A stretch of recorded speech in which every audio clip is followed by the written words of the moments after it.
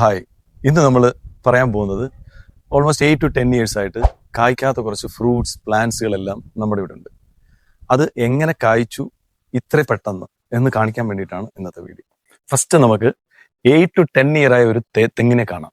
അത് ഇതേവരെ കായ്ച്ചിട്ടില്ല. അത് ഫസ്റ്റ് കൂമ്പ് കായ്ച്ച് നമുക്ക് കാണാൻ പറ്റും. ഇത് പീനട്ട് ബട്ടർ. ഇത് ഓൾറെഡി ഇവിടെ കായ്ച്ചതാണ്. ഇത് ആപ്പിൾ ചാമ്പ. ഇതേവരെ കായ്ച്ചിട്ടില്ല. ഇത് സപ്പോട്ട. ആദ്യത്തെ കായാണ്. ഇതിന് ശേഷം ചെറിയ ചെറിയ മുട്ടുകൾ ഇങ്ങനെ ഇവിടെ എല്ലാം വരുന്നുണ്ട്. ഇത് പ്ലാന്റ് കണ്ടാൽ വിശ്വസിക്കില്ല, 10 year ആയിരുന്നു. ഇതേവരെ കായ്ച്ചിട്ടില്ല. വളം ഇട്ടതിന് ശേഷമുള്ള റിസൾട്ടാണ്. ഇത് ബാർബറ. നിറയെ കായ്ച്ചിട്ടുണ്ട്. ഫുള്ള് അതിൻ്റെ താഴെയൊക്കെ ഇഷ്ടം പോലെ കിടക്കുന്നുണ്ട്. ഇത് ചെറിയ പേര. ഇതേവരെ കായ്ച്ചിട്ടില്ല. ട്രൈ ചെയ്യുന്നുണ്ട്. നമ്മുടെ വളം ഉപയോഗിച്ച് ഇത് 100% കായ്പ്പിക്കും. ഇത് ശീമച്ചക്ക. ഇത് കായ്ക്കില്ല എന്ന് വിചാരിച്ചതിനാണ്ട് മണ്ടയെല്ലാം വെട്ടിക്കളഞ്ഞു. ഇതെന്നാണെന്നറിയാമോ? കറുവപ്പട്ട. KK ഫ്രഷ് വന്നാൽ മതി. ഈ മുരിങ്ങ വെട്ടിക്കളയായിരുന്നതാണ്. ഈ പ്രാവശ്യം അതും പൂത്തിട്ടുണ്ട്. ഈ ചാമ്പ, റെഡ് ചാമ്പ, ഇത് വർഷങ്ങളായിട്ട് കായ്ക്കുന്നത് ഇവിടെ. ഇത് നമ്മുടെ ചെന്തങ്ക. ഇതിന് ഫംഗസ് ബാധിച്ച് ഈ മണ്ടയെല്ലാം അഴുകിപ്പോയതാണ്.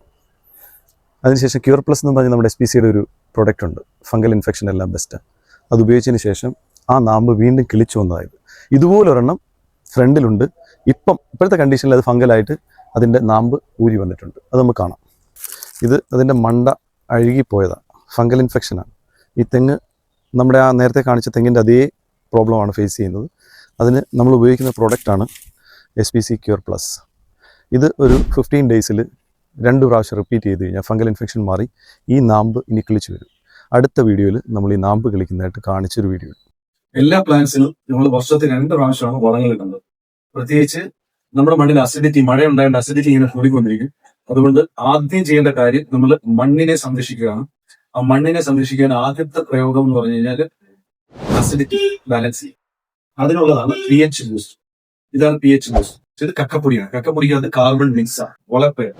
ആ വളപ്രയോഗത്തിനാണ് ഭൂമിത്ര എന്ന് പറയുന്നത്. ചെടിക്ക് ആവശ്യമുള്ള എല്ലാ മൂലകങ്ങളും അടങ്ങിയ 14 മൂലകങ്ങൾ അടങ്ങിയ ഒരു വളമാണ് ഭൂമിത്ര. ഈ വളം ഇട്ടിട്ട് വേണം നമ്മൾ നടാൻ. പിന്നീട് വരുന്ന ഡെഫിഷ്യൻസി എന്ന് പറഞ്ഞാൽ ഡോളമൈറ്റ് ആണ്, മഗ്നീഷ്യം. ഈ മഗ്നീഷ്യത്തിന്റെ കുറവ് നികത്താൻ വേണ്ടിയിട്ട് നമുക്ക് ബയോഡിൻ ഉപയോഗിക്കാം. അമിനോ 20 ഇത് പൂക്കാനും കായ്ക്കാനും വേണ്ടിയിട്ട് ഇത് ഉപയോഗിക്കാനാണ് അമിനോ 20. ഇതെന്ന് പറഞ്ഞാൽ മൈക്രോ പ്ലസ്. മൈക്രോ പ്ലസ് എന്തിനാ ഉപയോഗിക്കുന്നത്? മൈക്രോബ്സ്, മണ്ണിന്റെ മൈക്രോബ്സ്, ജീവാംശങ്ങൾ നിലനിർത്താൻ അത് വളർത്തുവാൻ വേണ്ടി മാത്രം ഉപയോഗിക്കുന്നതാണ് ഈ മൈക്രോ പ്ലസ്. പിന്നെ സീവീഡ് ജെൽ എന്ന് പറഞ്ഞ് ഇതിന്റെ കൂടെ തന്നെ മിക്സ് ചെയ്ത് കൊടുക്കുക കടൽ പായൽ. എല്ലാവർക്കും അറിയാം കടൽ പായലിന്റെ പ്രത്യേകത. കടലിന്റെ സകല ഗുണങ്ങളും വലിച്ചെടുക്കുന്ന ഒരു പായലാണ് കടൽ പായൽ. ആ പായൽ കൊണ്ട് ഉണ്ടാക്കിയതാണ് സീവീഡ് ജെൽ എന്ന് പറഞ്ഞ ഈ പ്രോഡക്റ്റ്. ഇത് ഉപയോഗിച്ചാണ് നമ്മുടെ വീട്ടിലെ എല്ലാ കായ്ഫലങ്ങളും നിങ്ങളെ ഈ കാണിച്ച അല്ലെങ്കിൽ മൊത്തം ഈ 4-5 പ്രോഡക്റ്റിൽ നിന്ന് തെങ്ങിന് ചെല്ലികളുള്ള സംരക്ഷണം.